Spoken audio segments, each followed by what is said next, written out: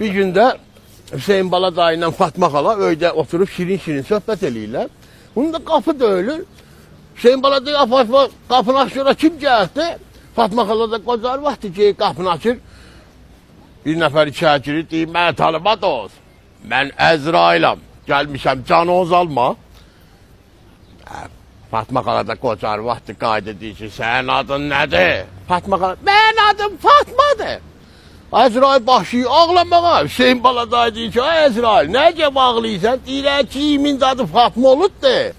Daha bu arvadın canını alası olmadım deyəndə, Hüseyin Bala dayı elə bir başına daş düşür. Arvad aradan çıxdı Əzrail'e, mən nə deyəcəm? Əzrail qayda deyir, sənin adın nədir? Hüseyin Bala dayı da çox fikirləşəndən sonra qayda deyir, ay Əzrail qardaş, vallah mən adım Hüseyin Baladır. Amma kəhtdə hamı Fatma deyib çağırır.